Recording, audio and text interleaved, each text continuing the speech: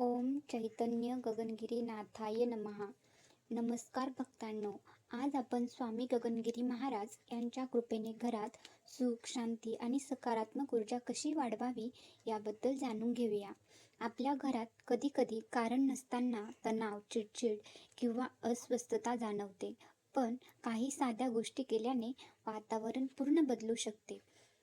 1. सकाळी उठल्यावर घरात देवाचे नाम घ्या. एक छोटा मंत्र जरी म्हटला तरी वातावरण पवित्र होते. 2. घरात दिवा लावावा.